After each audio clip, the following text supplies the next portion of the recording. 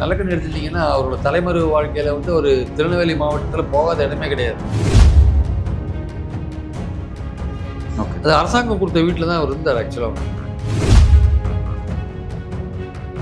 99ல 98ல அவர் வந்து எம்பி எலெக்ஷனில் தோத்துட்டார். அவர் ஜெயிலெலாம் இருந்தபோது நல்லக்கண்ணு அது எங்களோட பேட்டியிலேயே சொல்லியிருக்காரு. ஜெயிலில் இருந்தபோது அவர் வந்து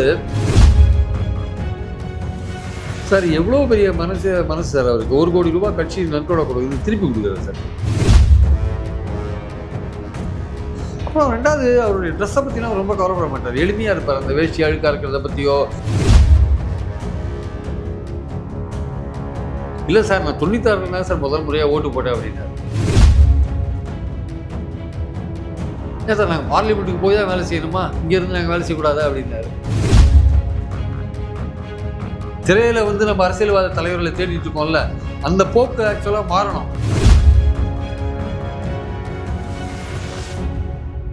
சார் வணக்கம். வணக்கம் சார். கம்யூனிஸ்ட் மூத்த தலைவர் திரு நல்லக்கண்ணு அவர்களுடைய மறைவு அப்படிங்கிறது ஒட்டுமொத்த தமிழகத்துக்குமே வந்து ஒரு பெரிய துயரம் அப்படின்னு சொல்லலாம். மிகவும் வருத்தத்தக்க ஒரு செய்தி அப்படின்னு சொல்லலாம். அப்படி ஒரு தலைவர் இனிமேல் பார்க்க முடியாது அப்படிங்கிறது எல்லாரும் சொல்கிறாங்க. கட்சி பாகுபாடு என்று எல்லாராலும் கொண்டாடக்கூடிய ஒரு தலைவராக இருக்கார். பட் அவரை பற்றி நான் பேசணும்னு நினைக்கும் போது வந்து நீங்கள் வந்து ஒரு நீண்ட கால ஒரு பத்திரிகையாளர் பயணிச்சிருக்கீங்க. அவரை பல முறை சந்திச்சிருக்கீங்க, நேர்காணல் எடுத்திருக்கீங்க.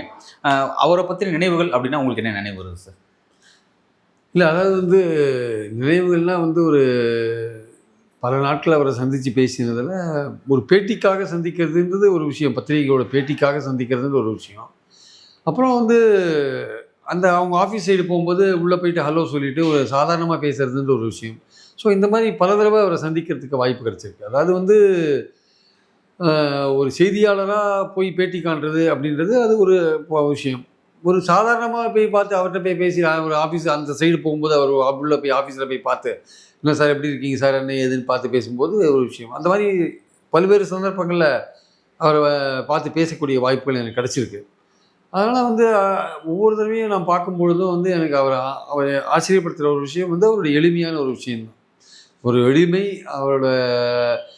ரெண்டாவது வந்து நல்ல படிப்பாளி. அது வந்து படிப்பாளின்னா வந்து எப்போதுமே ஒரு புக்கும் கையுமாக தான் இருப்பார். பொதுவாக அந்த பாரதியார் கவிதைகள் வந்து அவர் பக்கத்தில் எப்போதுமே இருக்கும். பாரதியார் கவிதைகள்ன்றது அவர் அந்த புத்தகம் வச்சுட்டே இருப்பார் கையில். பாரதியாரோட கவிதைகள் கட்டுரைகள்லாம் வந்து பாரதியாரோட தீவிர வாசிப்பாளர் அவர். அதனால் வந்து அதில் ரொம்ப இதாக இருப்பார் பாரதியாரை பற்றி. ரெண்டாவது வந்து இப்போ பொதுவாகவே இந்த கம்யூனிஸ்டுகள்கிட்ட வந்து பேசுறதுன்றது வந்து ஒரு ரொம்ப இன்ட்ரெஸ்டிங்கான ஒரு விஷயமா இருக்கும். ஏன்னா அவங்க வந்து அனுபவபூர்வமான பல விஷயங்கள் அவங்ககிட்ட இருக்கும். ஆக்சுவலாக இப்போ உதாரணமாக அந்த பாலநிலையம் இப்போ இருக்கிற அந்த 8 மாடி கம்யூனிஸ்ட் ஆஃபீஸ் இருக்குல்ல, இதுக்கு முன்னாடி எங்கள் ஒரு பழைய பில்டிங் இருந்தது. பழைய பில்டிங் அதில் தான் அந்த சிபிஐ ஆஃபீஸ் இருந்தது. அது வந்து ஒரு பழைய காலத்து பில்டிங். அது உள்ளே நுழையும் போதே வந்து ஒரு 4 ஜோடி பாதச்சுவடுகள் வந்து ஒரு கண்ணாடி கீழே வந்து இருக்கும். அது ஒரு காலடி தடங்களை வச்சுருப்பாங்க. ஒரு நாள் பார்த்துட்டு என்ன சார் இது உங்கள் ஆஃபீஸில் இது மாதிரி வச்சுருக்கீங்களே என்ன விஷயம்னு நல்லக்கண்ணுகிட்ட ஒரு நாள் கேட்டேன் நான். அப்போ அவர் சொன்னார், இந்த பில்டிங்கே வந்து ஒரு நடன கலைஞர்கிட்ட தான் சார் நாங்கள் இந்த கிரவுண்டு பில்டிங்லாம் ஒரு நடன கலைஞர்கிட்ட தான் வாங்கினோம். உதயசங்கர்னு ஒரு பிரபலமான ஒரு நடன கலைஞர் இருந்தார். உதயசங்கர்னு அவர் சினிமாவில் கூட நடிச்சிருக்கார். அவருடைய இடம் அது. ஆக்சுவலாக அந்த இடத்துல கட்டப்பட்ட அந்த வீடு அதை வந்து நாங்கள் விலைக்கு வாங்கினோம் சார். 70களில் விலைக்கு வாங்கினோம் நாங்கள். அப்போ வந்து இந்த இடத்த வாங்குறதுக்கு சினிமா உலகத்துலேருந்து பல ட்ரை பண்ணாங்க. சிவாஜி கணேசன் உட்பட பல ட்ரை அதே ரோடில் சிவாஜி வீடு இருக்குது. ஓகே, பல பேர் ட்ரை பண்ணாங்க இதை வாங்குறதுக்கு, இந்த இடத்த வாங்குறதுக்கு. ஆனால் உதயசங்கருக்கு வந்து கம்யூனிஸ்ட் கட்சிக்கு விற்கணும்னு அவர் ஒரு அந்த மைண்ட் செட் உள்ளவர் போல் இருக்கு. இல்லை கம்யூனிஸ்ட்கள் அவருக்கு பிடிக்குமோன்னு தெரியல. இல்லை நான் வந்து கம்யூனிஸ்ட் கட்சிக்கு தான் விற்பேன் அப்படின்னு சொல்லிட்டு அவர் எங்களுக்கு விற்றார். அவர் நாங்கள் வந்து தோழர்களுக்கெல்லாம் பணத்தை கலெக்ட் பண்ணி நாங்கள் அந்த இடத்த நாங்கள் வாங்கினோம் அப்படின்னு சொல்லிட்டு அந்த அவர் வித்த ஞாபகமும் உதயசங்கர் படத்தை கூட அந்த ஆஃபீஸில் வச்சுருந்தாங்க. இந்த புது பில்டிங் அவங்க வச்சுருக்காங்கன்னு எனக்கு தெரியாது. சரி, வச்சுருந்தாங்க, அந்த காலகட்டத்தில் வச்சுருந்தாங்க. அப்போ அவர் அந்த பில்டிங் எப்படி வாங்கினோன்ற ஒரு விஷயத்தை அவர் சொன்னார். அதுக்காக அந்த காலடி தடத்தை வச்சு அதை மட்டும் எடுக்க வேண்டாம்னு சொன்னாராம். ஓகே, உதயசங்கர் சொன்னார் அதை மட்டும் நீங்கள் எந்த காலகட்டத்தில் எடுக்கக்கூடாதுன்னு சொன்னாராம். இந்த புது பில்டிங் கட்டும்போது அவங்க என்ன பண்ணினாங்கன்னு எனக்கு தெரியாது. அது இப்போ இருக்கிற இவர் தான் வீரபாண்டியன் தான் சொல்லணும் எடுத்தாரா இல்லையான்ட்டு. அந்த மாதிரி பல சமயங்களில் ஒரு தடவை வந்து பேசிகிட்டு இருக்கும்போது திடீர்னு சொன்னார், அவர் நெத்தியில் ஒரு தழும்பு இங்கே இருந்தது. அப்போ நான் கேட்டேன், என்ன சார் நீங்கள் நிறைய தடவை அரெஸ்ட் ஆகிருக்கீங்க, போராட்டங்கள்லாம் கலந்துருக்கீங்க, யாராவது உங்களை அடிச்சிட்டாங்களா என்ன ஏது அப்படின்னு கேட்டேன். இங்கே போலீஸில் அடிச்சிட்டாங்களா, இந்த இடத்துல இந்த தழும்பு இருக்குங்க, எல்லாம் உங்களால் தான் சார் அப்படின்னாரு. இல்லை அது எனக்கு முன்னே புரியல, திடீர்னு எப்படி சொல்லுவேன், இல்லை சார் இப்படி சொல்கிறீங்க எப்படி சொல்கிறீங்களே அப்படின்னா, சார் உங்களாலலாம் உங்களால் இல்லை சார், உங்கள் பத்திரிகையால் சார் அப்படின்னா. அப்போ நான் கல்கி பத்திரிகைக்காக பணியாற்றிருந்தேன், கல்கியால் தான் சார் எனக்கு இந்த அடி வந்து அப்படின்னாரு. புரியல சார் என்னாச்சு அப்படின்னு கேட்டேன். சின்ன வயசில் எங்கள் ஊரில் ஸ்ரீவைகுண்டத்தில் வந்து நாங்கள் ஃப்ரெண்ட்ஸ்லாம் வந்து அப்போது கல்கி வார இதழ் வந்து திருநெல்வேலியிலேருந்து ட்ரெயினில் வரும், எங்களுக்கு ஸ்ரீவைகுண்டத்துக்கு வரும், திருச்செந்தூர் போகிற ட்ரெயினில் ஸ்ரீவைகுண்டத்தில் இறக்குவாங்க, அந்த கட்டை இறக்குவாங்க, ஏஜென்ட் இறக்கி அந்த கட்டை ஓப்பன் பண்ணி அது அங்கேயே பிரிப்பார். அதை பிரிக்கும் போதே நாங்கள் எங்கள் ஃப்ரெண்ட்ஸ்லாம் ஓடி போய் யார் முதல்ல வாங்கி படிக்கிறது, கல்கி மட்டும் இல்லை விகடன் எல்லாமே கல்கியை வாங்கி படிக்கிறதுன்னு அப்படின்னு நாங்கள் வேலைக்கிழமைலாம் கல்கிக்காக ஓடுவோம். நாங்கள் ஒவ்வொரு நாள் ஒவ்வொரு கிழமையில ஒவ்வொரு பத்திரிகை வரதுனால வேலைக்கிழமை கல்கிக்காக ஓடுவோம். அங்கே போய் அவர் பிரிக்கிறதுக்கு முன்னாடி யார் வாங்கி படிக்கிறதுன்னு நாங்கள் வந்து எங்கள் ஃப்ரெண்ட்ஸ்குள்ளே ஓடுவோம். அப்படி ஓடும்போது அங்கே ஒரு ஸ்ரீவைகுண்டத்தில் தாமிரபரணி மேலே ஒரு பாலம் ஒன்று இருக்குது. அந்த பாலத்தில் ஓடும்போது ஒரு டேர்னிங்கில் நான் கீழே விழுந்துட்டேன் சார். நான் அந்த விழுந்ததில் ஏற்பட்ட அடி தான் இது ஆக்சுவலாக. அதனால் உங்கள் கல்கி வாங்க போய் ஏற்பட்ட அடி தான் அது. அதனால தான் உங்களால் ஏற்பட்ட அடின்னு சொன்னார். இதை நான் பதிவு பண்ணியிருக்கேன். இது அந்த காலத்துலேயே இது 99 ஒரு என்கிட்ட சொன்னார் ஆக்சுவலாக. இதை நான் எழுத்தில் கூட பதிவு பண்ணியிருக்கேன் நான்.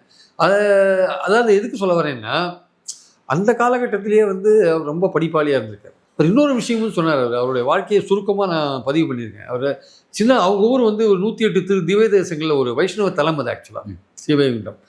அவங்க காலங்காலத்தால் மார்கழி மாதம் வந்து அந்த பஜனையெல்லாம் பண்ணிட்டு பாடிட்டு போவாங்க, திருப்பாவையெல்லாம் பாடிட்டு போவாங்களாம். இவரும் வந்து அந்த பஜனை கோஷியோட பாடிட்டுலாம் போய் ஊரில் இருக்கிற பெரிய பெரிய பணக்காரங்க வீட்டுக்கு முன்னாடிலாம் நின்று பாடுவாராம். அந்த பணக்காரங்க வீட்டு கதவெல்லாம் திறக்காது சார், நாங்கள் வெளியிலேயே பாடிட்டு வந்துடுவோம். எனக்கு அதெல்லாம் ஒரு மாதிரி இருக்கும், என்னடா அது நம்ம இவ்வளோ தூரம் பாடுறோம், அந்த பணக்காரங்க கதவத்தை கூட பார்க்க மாட்டேன்னாங்க அப்படின்லாம் இருக்கும் அப்படின்னு சொல்லிட்டு நான் கம்யூனிஸ்ட் கட்சியில் சேரதுன்னு முடிவு பண்ணப்போ நான் வந்து சொன்னேன். அந்த ராமகிருஷ்ணன் ஒரு தோழர் இருந்தார் மாவட்ட குழுவில். அந்த மாவட்ட குழுவில் அப்போது இது மாதிரி நான் வந்து கொஞ்சம் பக்தியாக இருந்தேன், கொஞ்சம் பக்தியாக இருக்கேன், இந்த மாதிரி பஜனையெல்லாம் பாடுவேன், இந்த மாதிரி பெருமாள் கோயிலுக்கெல்லாம் போவேன் அப்படின்லாம் சொன்னேன் அவர்கிட்ட. அதுக்கு அவர் சொன்னார், அதெல்லாம் இந்தியோட மறந்துடு, எல்லோரும் இன்புற்று இருப்பதே அல்லாமல் வேறொன்றறியேன் பராபரமேன்னு தாய்மானவர் சொன்னதை மட்டும் ஞாபகம் வச்சுக்கோ அப்படின்னு, அதை மட்டும் ஞாபகம் வச்சுக்கோ, நீ கடவுள் பக்தியெல்லாம் ஒரு பக்கம் தள்ளி வச்சிரு அப்படின்னு சொல்லிட்டு சொன்னார். அன்னிலேருந்து நான் வந்து அவர் சொன்னதான் சார் கேட்குறேன், எல்லாரும் சந்தோஷமாக இருக்கணும், அதுக்கு என்ன பண்ணணுமோ அது நம்ம பண்ணலாம் அப்படின்னு அந்த ஐடியாவில் தான், கடவுள் அந்த நம்பிக்கையெல்லாம் அன்னிலேருந்து நான் ஒரு கம்யூனிஸ்ட் இயக்கத்தோடு நான் ஒட்டி அந்த சித்தாந்தத்தோடு போயிட்டேன் சார். நான் அதுக்கு முன்னாடி சின்ன வயசுல தான் நான் வந்து ஓரளவுக்கு பக்தி மார்க்கத்தில் தான், அதாவது அந்த வயசில் அந்த எங்கள் ஏரியான்றது ரொம்ப பக்தியில் ஆழ்ந்த ஒரு ஊர் அது ஸ்ரீவைகுண்டம். அதனால் அப்படி தான் இருந்தேன். எங்களுக்கு கம்யூனிஸ்டில் சேர்ந்தபோது நான் அந்த பக்தியை விட்டுட்டு அந்த ராமகிருஷ்ணன் சொன்ன மாதிரியே நான் அது இருந்துட்டேன் சார் அப்படின்னு அவர் சொன்னார். இன்னொரு விஷயம் ஒரு தடவை கேட்டபோது கேட்டேன், சார் முதல் தடவையாக நீங்கள் எப்போ ஓட்டு போட்டீங்கன்னு கேட்டேன் நான். அவர் சொன்னார், நான் நினச்சேன் அவர் ஆரம்ப காலத்தில் ஊரில் ஓட்டு போட்டுருப்பாரு போல இருக்கு. இல்லை சார் நான் 96 தான் சார் முதல் முறையாக ஓட்டு போட்டேன் அப்படின்னாரு. எனக்கு உடனே ஆச்சரியம் போச்சு, எப்போ சார் 96 ஓட்டு போட்டிங்கன்னா, அப்போ அது வரைக்கும் 52, 57, 62, 67 என்ன சார் பண்ணீங்கன்னு கேட்டால் 52, 60, 52, 57 ஜெயிலில் இருந்தார். 1925 பிறந்தவர். 25 பிறந்தவர். 52, 57 நான் ஜெயிலில் இருந்தேன் சார். முதல் எலெக்ஷன் 52, 57 ஜெயிலில் இருந்தேன்.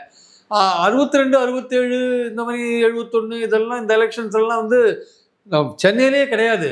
என்னுடைய அட்ரஸோ பாலநிலையத்தில் தான் இருக்குது. நான் வெளியூரில் இருந்தேன். நான் சொந்த ஊர்லேயே எனக்கு ஓட்டு இருந்தது, அங்கேயும் நான் இல்லை, வெளியூரில் சுற்றிருந்தேன். அதனால் வந்து நான் வந்து ஓட்டே போட முடியல. 96 தான் நான் வந்து சென்னையில் இருந்தேன். எலெக்ஷன் நடக்கும்போது பாலநிலையம் தான் என் அட்ரஸ்ஸு. 1000 விளக்கு தொகுதியில் தான் சார் முதல்ல ஓட்டு போட்டேன். அப்போ ஸ்டாலினுக்கு தான் ஓட்டு போட்டேன் அப்படின்னாரு. ஓ ஓகே. முதல்ல தன்னோட 71வது வயசில் ஓட்டு போட்டு. ஆமாம் 96 71. ஆமாம், அவர் 71 வயசு ஆகுது இப்போ. ஆமாம், பார்த்துக்கோங்க. 71 வயசில் அவர் ஓட்டு போட்டிருக்காரு. அவர் எனக்கு பேட்டி கொடுக்கும்போது அவருக்கு 74 வயசு ஆச்சு. 99. Okay okay. அவர் 102 வயசில் சாகிறாரு வச்சுக்கோங்க, 101 வயசில் சாகிறாரு. ஸோ அவங்ககிட்டலாம் கம்யூனிஸ்ட்கிட்டலாம் பேசும்போது என்னென்னா, நீங்கள் வந்து உங்களுடைய அறிவை வந்து இது பண்ணிக்கிறீங்க, உங்களோட அறிவை வந்து என்ஹான்ஸ் பண்ணிக்கிறீங்க, இம்ப்ரூவ் பண்ணிக்கிறீங்க.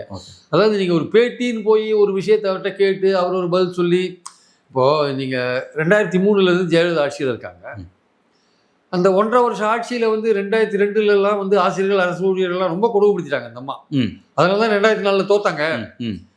1,75,000 ஆசிரியர்கள் அரசு ஊழியர்கள் எல்லாம். அப்புறம் வந்து ஆடு கோழி அந்த பலி தடை சட்டம் அது இதுன்னு போட்டு ரொம்ப கொடுமைப்படுத்திட்டாங்க. மதமாட்ட தடை சட்டத்தை கொண்டு இந்த 1.5 வருஷம் 2001 திமுக அந்த ஜெயலலிதா ஆட்சி எப்படி இருக்குன்னு 2003 நீங்கள் ஜெயலலிதா ஒரு கடிதம் எழுதினீங்கன்னா என்ன சார் எழுதுவீங்க அப்படின்னு கேட்டேன். என்ன எழுதுவீங்க? இந்த மாதிரி இவ்வளோ விஷயங்கள் நடந்திருக்கு நடுவில். ஜெயலலிதா இவ்வளோ காரியங்கள் பண்ணியிருக்காங்க. நீங்கள் என்ன அவங்க ஆட்சியை பற்றி உங்களுடைய மதிப்பீடு என்ன? நீங்கள் என்ன தவறு பண்ணிட்டீங்க ஜெயலலிதா? ஏன் இது மாதிரிலாம் பண்ணினீங்க அப்படின்னு நீங்கள் கேட்டு நீங்கள் எப்படி சார் ஒரு கடிதம் எழுதுனீங்க? ஜெயலலிதாவுக்கு ஒரு கடிதம் எழுதுங்க அப்படின்னு. அவர் சொன்னார், நீங்கள் எங்கள் மூலமாக எழுதுங்க, நீங்கள் ஒரு கடிதத்தை எங்கே கொடுங்க, நாங்கள் பப்ளிஷ் பண்ணுறோம் அதை. ஜெயலலிதாவுக்கு நல்ல கண்ணு கடிதம் அப்படின்னு ஒரு கடிதம் பண்ணணும். ஒன்றும் சார் ஒரு 2 மணி நேரம் தான் சார் டைம். நீங்கள் போயிட்டு எங்கே போகிறீங்க எங்கே வேணாரு? நான் இல்லை சார் இங்கே ஒரு இடத்துக்கு போயிட்டு வருவேன். 2 ஹவர்ஸ் கழிச்சு வாங்கினார். நான் வரத்துக்குள்ளே ஒரு சரன்னு ஒரு ஃபுல் ஸ்கேப் ஷீட்டில் ஒரு 10 பக்கத்து எழுதிட்டார். அந்த 2001 2003 ஆட்சியில் ஜெயலலிதா என்னென்ன மக்களுக்கு விரோதமான செயல்கள் பண்ணாங்களோ அது எல்லாத்தையும் ஒரு பட்டியல் போட்டு, இந்த மாதிரி ஆட்சி இன்னும் தொடரணுமா, உங்களுக்கு மக்கள் சரியான தண்டனை கொடுப்பாங்க, வரப்போகிற பார்லிமெண்ட் எலெக்ஷனில் உங்களுக்கு மக்கள் சரியான தண்டனை கொடுப்பாங்க, நீங்கள் எல்லா இடத்துலையும் நீங்கள் தோப்பீங்கன்னு எழுதியிருக்காரு சார். அதே நடந்தது 2004. அதே நடந்தது. அந்த கடிதம் இன்னும் அது பப்ளிஷ் அந்த இது இருக்குது எங்ககிட்ட இன்னும். நான் தான் அதை அவர்கிட்ட சொல்லி எழுத சொன்னேன். பப்ளிஷ் பண்ணி ஓகே. ஃப்ரம் நல்ல கண்ணு பாலன் இல்லம்னு போட்டு 2 ஜெயலலிதா செயின்ட் ஜார்ஜ் கோட்டைன்னு போட்டு அவர் எழுதி. எதுக்கு சொல்ல வரேன்னா, மக்களை வந்து இவ்வளோ தூரம் நீங்கள் கொடுமைப்படுத்திட்டீங்க, உங்களை வந்து மக்கள் தண்டிக்கிறதுக்கு காத்துட்டு இருக்காங்க, அடுத்த எலெக்ஷன்ஸில் உங்களை தண்டிப்பாங்கன்னு கரெக்டாக எழுதினார். கரெக்டாக எழுதி இது பண்ணார். ஸோ நான் பொதுவாக சொல்ல வர்றது என்னென்னா, இந்த மாதிரி கம்யூனிஸ்டுகள்கிட்டலாம் வந்து நான் அடிக்கடி ஏன் அவங்க அந்த சைடில் போகும்போது அவங்க ஆஃபீஸ்க்குள்ளே போய் ஏன் பேசுகிறேன்னா, அங்கே இப்போ தியாகராஜன் ஒரு தோழர் இருந்தார், மகேந்திரன் இருப்பார், தாப்பாண்டியன் இருப்பார், அப்புறம் நல்லக்கண்ணு சார் இருப்பார். இவங்க வீட்டெலாம் என்னென்னா நிறைய விஷயங்கள் நீங்கள் அவங்ககிட்ட கற்றுக்கலாம். அவங்ககிட்ட உலக அறிவு ஜாஸ்தி, அவங்களுக்கு அனுபவ அறிவு ஜாஸ்தி அவங்களுக்கு. ஏன்னா உதாரணமாக நீங்கள் இவர் நல்லக்கண்ணு எடுத்துட்டிங்கன்னா, அவரோட தலைமறைவு வாழ்க்கையில் வந்து ஒரு திருநெல்வேலி மாவட்டத்தில் போகாத இடமே கிடையாது. போலீஸுக்கு தலைமறைவு வாழ்க்கையில் போலீஸுக்கு டிமிக்கி கொடுத்துட்டு அவர் பல ஊர்களுக்கு நடந்தே போயிருக்காரு, பல ஊர்களில் சோறு தண்ணி இல்லாமல் தூங்கிட்டு இருக்கார். நான் சில போது அவங்க ஆஃபீஸில் பேசிட்டு வரதுக்குலாம் ரொம்ப லேட் ஆகும். 9:45 10 மணியெல்லாம் பேசிட்டு வரதுக்கு லேட் ஆகும். அப்போ அவர் என்கிட்ட சொல்லுவார், அவரை பற்றி அவர் கவலை மாட்டார். சீக்கிரம் வீட்டுக்கு போங்க சார், ஒய்ஃப்லாம் காத்துட்டு இருப்பாங்க, குழந்தைங்கள்லாம் காத்துட்டு இருப்பாங்க, இப்படியே சுற்றிட்டே இருக்கீங்கன்னு நம்மளை சொல்லுவார். அவர் அதை பற்றி கவலைப்பட மாட்டார். நீங்கள் போய் சீக்கிரம் போங்க சார், பசங்களெல்லாம் நல்லா படிக்க வைங்க சார், நல்லா இது பண்ணுங்க, ஒய்ஃப்லாம் காத்துட்டு இருப்பாங்க, என்ன எப்போ பாரு இப்படியே சுற்றிட்டு இருக்கீங்களேன்னு நமக்கு அட்வைஸ் பண்ணுவார். ஆனால் பேசும்போது டைமே தெரியாது, அந்த அளவுக்கு பேசுவார். அதாவது அவர் பேசுறது ரொம்ப மெல்லிசா குரல்ல பேசுவார். மெல்லிசா நம்ம காதுல அது ரொம்ப கீழா கவனிச்சாதான் விழும். ஆனா அதே சமயம் அவர் உரத்த குரல்ல பேசி நான் பார்த்துருக்கேன். அவருடைய வாழ்க்கை வரலாறு, அவர் வந்து நெல்லை சதி வழக்கில் அவர் உள்ள போட்டது போன்ற விஷயங்கள் அதெல்லாம் வந்து நம்ம பதிவு பண்ணியிருக்கோம், எல்லாமே பதிவு பண்ணியிருக்கோம். அது அவருக்கும் தெரியும். அது வந்து அந்த சமயத்தில் எடுத்த படங்கள்லாம் அவருக்கு ரொம்ப நல்லா, அவருக்கு ரொம்ப பிடிச்சி போச்சு அந்த போட்டோகிராஃபர் எடுத்த படங்கள்லாம். அதை பார்த்துட்டு வந்து ரொம்ப, இல்லை சார் நான் ரொம்ப கரடு முரடாக ரொம்ப மோசமாக இருக்கேன், என்னையும் ஒருத்தர் அழகாக படம் எடுக்கிறாரே சார், என்னையுமே ஒருத்தர் அழகாக படம் எடுத்துட்டாரே சார் அப்படின்னு அவருக்கு ரொம்ப இதாக இருந்தது. கடைசியாக நான் பார்த்தது வந்து இந்த சிஐடி அவங்க இதில் சைதேந்திர சுவாமி வீட்டுக்கு எதுக்கு அந்த ஹவுசிங் போர்டு வீட்டில் இருந்தார். அது அரசாங்கம் கொடுத்த வீட்டில் தான் அவர் இருந்தார் ஆக்சுவலாக. வந்து அந்த வீட்டில் இருக்கும்போது தான் பார்த்தேன், என் நண்பர் KS ராதாகிருஷ்ணனோட போயிருந்தேன். KS ராதாகிருஷ்ணன் வந்து நிமிர வைக்கும் நெல்லைன்னு ஒரு புக் எழுதியிருக்கார். இந்த நெல்லை மாவட்டத்தோட சிறப்பு, அங்கே யார் யார் எந்த தியாகிகள் இருந்தாங்க, அது டிஸ்ட்ரிக்டோட வரலாறு என்ன, அங்கே எந்த பக்திமான்கள்லாம் தோன்றியிருக்காங்க, மதங்கள் எப்படி அங்கே பரவித்து அது அங்கே எப்படி கலகங்கள்லாம் நடந்தது, இந்த மாதிரி பல விஷயம், இந்த நெல்லை சதி வழக்கு போன்ற விஷயங்கள், அதில் நல்லக்கண்ணு பற்றிலாம் கூட நிறையா வரும். ஸோ இந்த மாதிரி விஷயங்கள், கவிஞர்கள் யார், பாரதியார் போன்றவர்கள்லாம் அங்கே பிறந்து வந்து நெல்லை மாவட்டத்தோட சிறப்புகள்.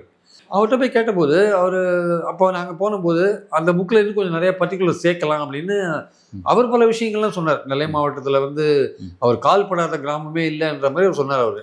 ஏன்னா அது ஒன்றுபட்ட திருநெல்வேலி மாவட்டத்தில் ஸ்ரீபெருங்குன்றம் பிறந்தது. அதனால் அவர் எல்லா இடங்களுக்கும் கிட்டத்தட்ட போயிருக்கார். 99ல 98ல அவர் வந்து MP எலெக்ஷனில் தோத்துட்ட பிறகு ஒரு தடவை பார்த்தேன் அவரை. தோத்துட்ட பிறகு பார்த்தபோது ரொம்ப வருத்தமாக இருக்குது சார் நீங்கள் தோற்றது அப்படின்னு. ஏன் வருத்தப்படுறீங்க அப்படின்னாரு. இல்லை சார் நீங்கள்லாம் பார்லிமெண்ட்டுக்கு போக வேண்டியது, நீங்கள்லாம் போனால் பெட்டராக இருந்திருக்கும் அப்படின்னேன். ஏன் சார் நாங்கள் பார்லிமெண்ட்டுக்கு போய் தான் வேலை செய்யணுமா, இங்கேருந்து நாங்கள் வேலை செய்யக்கூடாதா அப்படின்னாரு. செய்யலாம் சார், அது இல்லை, அங்கே போனால் இன்னும் கொஞ்சம் உங்களோட இது பார்வை கொஞ்சம் விசாலமாக போகும், அங்கே நீங்கள் மக்கள் பிரச்சனைகளை பார்லிமெண்ட்டில் நீங்கள் எடுத்து வைக்கிறதுக்கான வாய்ப்புகள் உங்களுக்கு நிறையா கிடைக்குமே.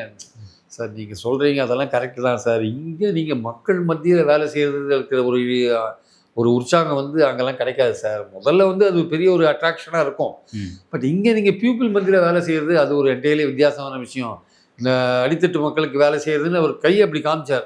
அந்த ஆஃபீஸ்க்கு பின்னாடி ஒரு குடிசை பகுதி இருக்குது. இந்த மக்களுக்கெல்லாம் வேலை செய்கிறது வந்து அதில் இருக்கிற ஒரு உற்சாகம், ஒரு இது வந்து அங்கே போய் இருக்காது சார். முதல்ல உங்களுக்கு அது ஒரு பெரிய விஷயமா தெரியும். அதனால் நீங்கள் தோல்வியை பற்றியெல்லாம் கவலைப்படாதீங்க. களத்தில் மக்களோட மக்களாக இருந்து போராடுறதுல இருக்கிற அந்த சந்தோஷம், அந்த உற்சாகம், மகிழ்ச்சி வேறு எதுலேயுமே கிடைக்காது சார். அதுதான் என்னை வந்து இதாக வச்சிட்ருக்கு அப்படின்னு அவருக்கு ஏற்றபடி அவரோட ஃபேமிலியும் பார்த்தீங்கன்னா, அவரோட ஒய்ஃப் வந்து ஒரு டீச்சர், மாமனார் வந்து ஒரு கம்யூனிஸ்ட்காரர் அவர். அதனால் அந்த அம்மாவும் வந்து இவர் மாமனார் கூட கொல்லப்பட்டார். சாதி விவகாரத்தில் அவர் கொல்லப்பட்டார். அவர் ஒரு கம்யூனிஸ்ட் வேறு அவர் ஆக்சுவலாக. அதனால் அந்த அம்மா வந்து இவரை நல்லா புரிஞ்சிட்ருக்காங்க. சார் எவ்வளோ பெரிய மனசு சார் அவருக்கு. 1 கோடி ரூபாய் கட்சி நன்கொடை கொடுக்குது, திருப்பி கொடுக்குறாரு சார். திருப்பி யாராவது அது மாதிரி கொடுப்பாங்க? அவருக்கு 2 பெண்கள் இருக்காங்க. சரி, பணம் வந்தது, நம்ம அந்த பெண்களுக்கு செட்டில் பண்ணிட்டு போகலாம் அப்படின்னு நினைக்கலாம்ல. கட்சி கொடுக்குற மாதம் கொடுக்குற ரூபாயை வாங்கிட்டு தான் அவர் வேலை செஞ்சார். அவர் ஆக்சுவலாக எல்லாருக்கும் ஒரு சேலரி கொடுப்பாங்க, full time employee, full time party worker இருக்கலாம். அதனால் அவங்க கூட பழகினது, அந்த காலகட்டத்திலலாம் பழகினது வந்து இன்னும் நமக்கெல்லாம் பசுமையாக ஞாபகம் இருக்குது. பேட்டின்னு இல்லாமல் பல விஷயங்கள் தெரிஞ்சது மட்டும் இல்லாமல் நம்மளுடைய நாலேஜை வந்து இம்ப்ரூவ் பண்ணுற அளவுக்கு அவங்க நல்ல படிப்பாளி. அவர் ஜெயிலெலாம் இருந்தபோது நல்ல கண்ணு, அது எங்களோட பேட்டிலேயே சொல்லியிருக்காரு. ஜெயிலில் இருந்தபோது அவர் வந்து லைப்ரரியனாக இருந்திருக்காரு. இந்த கைதிகளுக்கு புக்ஸ் எல்லாம் எடுத்து கொடுத்து அதெல்லாம் மெயின்டைன் பண்ணி புக்ஸ் எல்லாம் ஒழுங்காக வச்சு லைப்ரரியனாக இருந்திருக்காரு. அப்போ எல்லா புக்ஸும் அங்கே படிக்கிற வாய்ப்புகள்லாம் அவர் கிடைக்குது இல்லை. ஸோ ஜெயிலேயே ஒரு லைப்ரரியனாக இருந்திருக்காரு. அதனால் புத்தகம்ன்றது அவருடைய மூச்சாக இருந்திருக்கு ஆக்சுவலாக வந்து. அப்புறம் 2வது அவருடைய ட்ரெஸ்ஸை பற்றிலாம் ரொம்ப கவலைப்பட மாட்டார். எளிமையாக இருப்பார். அந்த வேஷ்டி அழுக்காக இருக்கிறத பற்றியோ, சட்டை அழுக்காக இருக்குது, அதெல்லாம் இல்லை. நான் எப்படி இருக்கணும் அதே மாதிரி தான் இருப்பேன் அப்படின்றவன் அப்படியே தான் இருப்பார். இது சார் என்ன சார் இது ரொம்ப இவ்வளோ சிம்பிளாக இருக்கீங்களேன்னு யாராவது கேள்வி கேட்டாங்கன்னா, என்ன சார் பண்ண சொல்கிறீங்க, இதை போய் சிம்பிள் நீங்களா, மனிதன் தான் இயல்பாக தான் இருக்கணும், இதை போய் சிம்பிள் நீங்களே அப்படின்வார். தன்னோட வேலையை தானே செஞ்சுக்கிறார். என்னோடய ஃப்ரெண்டு ஒருத்தர் சொன்னார், அவர் ஒரு தடவை பேட்டி காண போயிருக்காரு. அப்போ நல்ல கண்ணு துணி துவைச்சிருந்தார் நிறைய பால நிலத்தில். என்ன சார் நீங்களே துணி துவைக்கிறீங்கன்னா, என் துணியை நான் தான் சார் துவைக்கிறேன், வேற யாரும் சார் துவைப்பாங்க. அவ்வளோ அந்த கம்யூன் வாழ்க்கைன்றது, கம்யூனிஸ்டில் வந்து ஒரு கம்யூன் வாழ்க்கைன்னு இருக்குது. அவங்க போடுற சாப்பாடை சாப்பிட்டு அவங்க கொடுக்குற சேலரியில் வாழணும், கட்சி சொல்கிற வேலையை செய்யணும், கிராமமாக அலையணும், அங்கே விவசாய தொழிலாளர்களை ஒன்றுபடுத்தணும், போராட்டம் நடத்துறதுல தொழிலாளர்களை ஒன்றுபடுத்தணும், எங்கெங்கே தொழிலாளருக்கு பிரச்சனை இருக்கோ அங்கெல்லாம் போய் வேலை செய்யணுன்றது ஒரு தொடர்ந்து வேலை செய்யும்போது அவங்க வந்து ஒரு கம்யூனில் இருக்காங்கல்ல. அந்த கம்யூனில் வந்து அவங்க போடுற சாப்பிடணும், அவங்க கொடுக்குற பணத்தில் தான் வேஷ்டியை வாங்கணும், சட்டை வாங்கணும், அவங்க வேலையை செஞ்சுக்கணும். அதனால் இது வந்து இந்த வாழ்க்கைக்கு நாங்கள் பழக்கப்பட்டுட்டோம் சார், இதெல்லாம் நீங்கள் ஆச்சரியப்பட வேண்டிய அவசியம் இல்லை, இது எங்களுடைய வாழ்க்கை அப்படின்னு சொல்லிட்டு அவர் சொன்னார். அது அந்த அளவுக்கு அந்த கம்யூனிஸ்ட்னாலே உங்களுக்கு வந்து அந்த எளிமை, அந்த மாதிரி விஷயங்கள்லாம் எல்லா தோழர்களுக்கும் அது மாதிரி தான். நான் சொல்வது சிபிஐயில் மட்டும் இல்லை, சிபிஎம்லேயும் அப்படி தான் இருக்காங்க. சிபிஎம்லேயும் அது மாதிரி ரொம்ப எளிமையான தோழர்கள்லாம் நிறைய பேர் இருக்காங்க. அதனால் அவங்க மற்ற கட்சிகளோட ஒப்பிடும்போது இவங்ககிட்டலாம் பேசினா, இவங்ககிட்ட பேசும்போது நம்மளுடைய அறிவு இன்னும் கொஞ்சம் விசாலப்படும். சொல்லலாம் நல்லக்கண்ணு அப்படிங்கிறவர் வந்து மறக்க முடியாத தமிழ்நாட்டுக்கு உண்மையாக அது போன்ற, அதாவது நம்ம வாழ்ந்த காலத்தில் அவர் வாழ்ந்த காலத்தில் நம்ம வாழ்ந்தோம் அப்படிங்கிறது உண்மையாக நமக்கு ஒரு பெருமை. அவருடைய லைஃப் இன்றைக்கும் பல யங்ஸ்டர்ஸ்க்கு வந்து கடத்த வேண்டிய ஒரு தேவை இருக்குது. நம்ம அதுக்காக தான் அந்த விஷயங்கள்லாம் பதிவும் செய்கிறோம். ஆனால் இன்றைக்கி வந்து தலைவர்கள் யார், தலைவர் யார் அப்படின்னா எல்லாமே திரையில் தேடிட்டு இருக்காங்க, இவர் எனக்கு வேணும் அப்படின்னு தேடுறாங்க.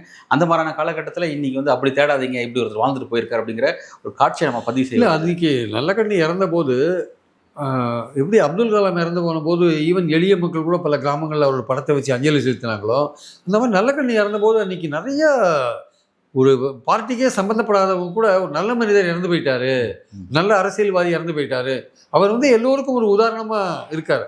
அவர் நடந்து வந்த பாதைன்றது வந்து ஒரு அப்பழுக்கு இல்லாத ஒரு அரசியல்வாதியாக இருக்கார். அது மாதிரி இன்னைக்கு இருக்கிறவங்க ரொம்ப குறைவான பேர் தான் இன்னைக்கு இருக்கிறத நம்ம பார்க்க தெரிஞ்சு இல்லை. ஒரு எந்த கட்சிக்குமே சம்மந்தப்படாத என்னுடைய நண்பர் ஒருத்தர் ஒரு அரசாங்கத்தில் அதிகாரியாக இருந்தவர் நல்லக்கண்ணு இறந்த அன்னைக்கு எனக்கு ஃபோன் பண்ணார். சார் நல்லக்கண்ணு இறந்து போயிட்டாரு, நான் அவர் இருக்கும்போதே ஒரு தடவை பார்க்கணும்னு பார்த்தேன், இப்போ இறந்து போயிட்டாரு, அவருக்கு அஞ்சலி செலுத்தணும்னு நினைக்கிறேன், ஆனால் நான் எந்த கட்சியுமே கிடையாது, அவருக்கு அஞ்சலி செலுத்தணும்னு நினைக்கிறேன் சார் அப்படின்னு. அப்போ அந்த மாதிரி எவ்வளோ பேர் இருக்காங்க. அது வந்து எளிய மக்களெல்லாம் ரொம்ப கவர்ந்திருக்கிற ஒரு விஷயம் என்னென்னா அவருடைய எளிமை, அப்பழுக்கு இல்லாத ஒரு பொது வாழ்வு. அது வந்து இன்றைக்கி இருக்கிற அரசியல்வாதிகள்கிட்ட இருக்கான்னா ரொம்ப குறைவாக இருக்குது அப்படின்றத நீங்கள் சொல்கிற மாதிரி திரையில் வந்து நம்ம அரசியல்வாத தலைவர்களை தேடிட்டு இருக்கோம்ல, அந்த போக்கு ஆக்சுவலாக மாறணும். ஆனால் அதுக்குன்னு திரையில் இருக்கிறவங்க அரசியல்வாதிகளாக மாறக்கூடாதுன்னு நான் சொல்ல வரல. அவர்களும் வந்து அரசியல்வாதிகளாக மாறும்போது ஓரளவுக்கு பொதுமக்களால் ஈஸியாக அணுகிறபடியும் எளிய மக்களுக்கான ஒரு தலைவர்களாக அவங்க இருக்கணும். அது நல்லக்கண்ணு காட்டின வழியை அவங்க கடைபிடிக்கணும்னு நம்ம எதிர்பார்க்குறோம். ஆக்சுவலாக ஒரு முக்கியமான ஒரு தலைவர், அவரை பற்றி பதிவு செய்ய வேண்டிய கருத்துக்களை பதிவு செஞ்சுருக்கோம்னு நினைக்கிறேன். நல்லது சார், நன்றி. Thank you sir.